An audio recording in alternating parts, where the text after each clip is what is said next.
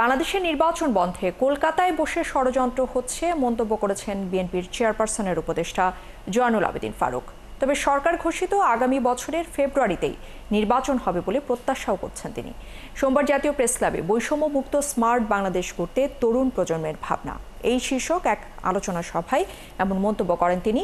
বলেন, নির্বাচনকে ঘিরে যে শঙ্কা তৈরি হয়েছে সেটা সরকারকেই দূর করতে হবে।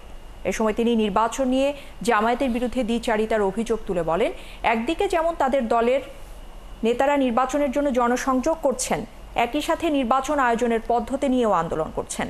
বিএনপি চেয়ারপারসনের উপদেষ্টা জানান, হাসিনা সরকারের পতনের পর গণমাধ্যম স্বাধীনভাবে কাজ করলেও কিছু আওয়ামী প্রেতাত্মারা এখনও অপচেষ্টা অব্যাহত রেখেছে। আর ডাকসু নির্বাচন ঘিরে সরকারের প্রতি আস্থার কথাও জানিয়েছেন তিনি।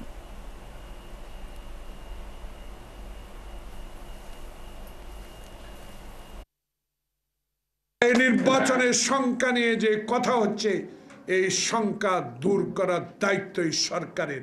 যেই সকল প্রেতাত্মা সচিবালয়ে, কলকাতায়, দেশে বসে গুপ্তচর বৃত্তি করে আগামী নির্বাচনকে বানচাল করার একটা প্রক্রিয়া যারা শুরু করছে, এদের বিরুদ্ধে এদের তালিকা অনতি বিলম্বে প্রকাশ করে এদেরকে আগামী নির্বাচন থেকে দূরে রাখতে হবে। ২৬ সালের ফেব্রুয়ারি মাসে ইন্টেরিয়াম গভর্নমেন্টের ঘোষিত নির্বাচন ইনশাআল্লাহ অনুষ্ঠিত হবে।